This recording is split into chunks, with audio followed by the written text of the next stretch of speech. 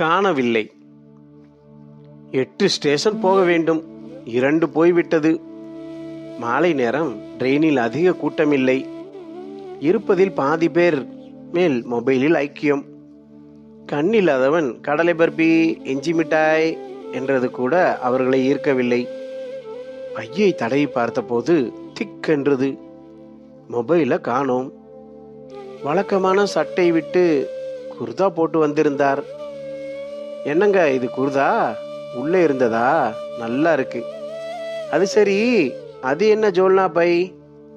எங்க ஸ்கூல் கிரவுண்டில் சாமிஜி ஒருத்தர் கீதை பத்தி பேசுறார், அதுக்கு போறேன். இருக்கட்டும், இது என்ன அதுக்கான ட்ரெஸ் கோடா? ஒரு வாட்டி போயிருக்கேன். நிறைய பேர் இது போல குர்தா சிப்பா போட்டுண்டு வருவா. சிரிக்கிறாள்.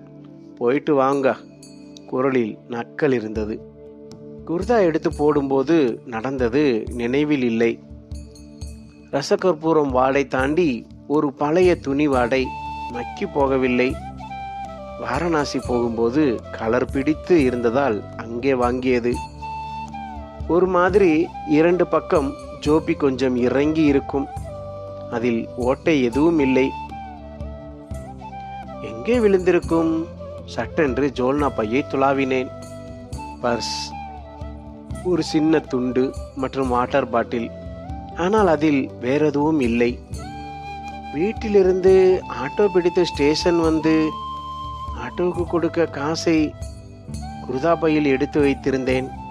அப்போது மொபைல் கீழே விழுந்திருக்குமோ? டிக்கெட் வாங்கும்போது பர்ஸ் எடுத்து வாங்கினேன். அப்போது மொபைல் மீதான எண்ணம் வரவில்லை. கொஞ்சமாய் வியர்த்தது.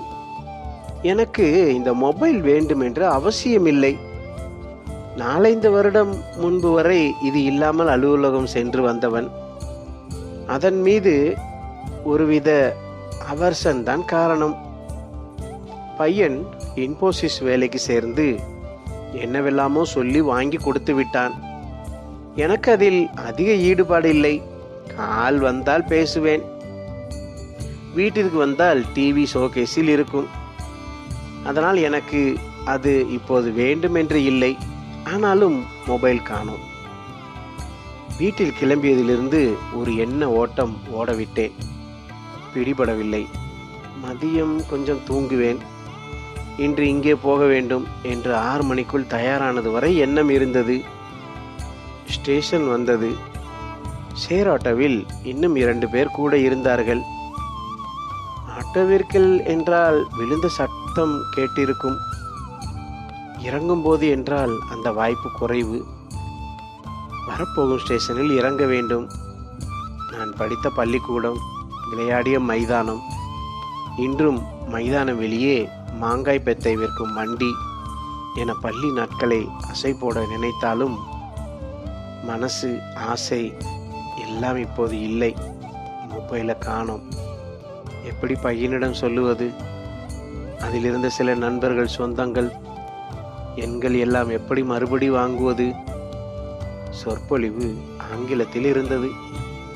கிருஷ்ணர் ஒருவேளை ஆங்கிலத்தில் அர்ஜுனனுக்கு உபதேசம் சொல்லி இருந்தால் என்னுடைய இந்த மாற்று சிந்தனை கூட அப்போது ரசிக்கும் நிலையில் இல்லை. என்னாச்சு, சீக்கிரம் வந்துட்டீங்க? நானும் போத்தீஸ் வரைக்கும் போயிட்டு இப்பத்தான் வந்தேன். காலையில சொன்னீங்க இல்ல ராத்திரிக்கு மோர்களி வேணும்னு. நல்ல வேலை, அங்க ஞாபகம் வந்து மோர் மிளகா ஒரு பாக்கெட் வாங்கிட்டு வந்தேன். அது போட்டு பண்ணாதான் மோர்களியா இருக்கும். ஆனாலும் உங்க அம்மா பண்ற மாதிரி வராது. என்னாச்சு, உடம்புக்கு முடியலையா? இருங்க, ட்ரெஸ் மாத்திட்டு கொஞ்சம் காபி போடுறேன். மொபைலை எங்கேயோ தொலைச்சிட்டேன். எங்கேயாவது விழுந்ததா? என்னாச்சு ஒன்றும் புரியலை.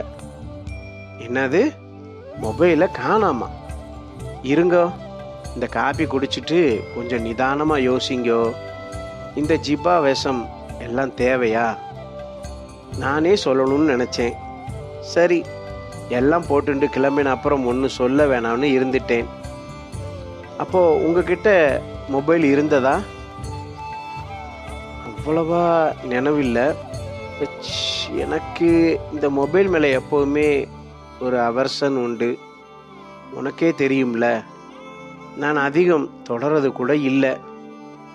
ஆனால் அவன் ஆசைப்பட்டு வாங்கி கொடுத்தான்.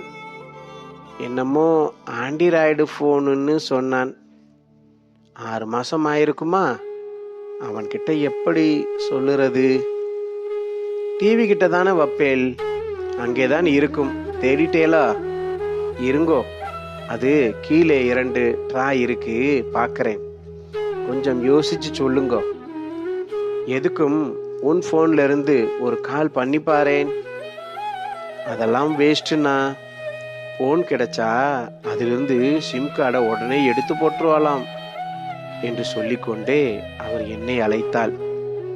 எங்கோ மெல்லிய சத்தம் கேட்டது. ஏம்மா, உள்ளே ஏதோ சத்தம் கேட்குற மாதிரி இருக்கு. பெட்ரூமில் தலையணைக்கு கீழ் பசிக்காலும் குழந்தை போல் அவர் மொபைல் சினிங்கிக் கொண்டிருந்தது. தொடர்ந்து இது போன்ற கதைகளை கேட்பதற்கு நம் தமிழ் நம்பர் 1 ஸ்டோரிஸ் சேனலை சப்ஸ்கிரைப் செய்ய மறக்காதீர்கள் நண்பர்களே. வணக்கம்.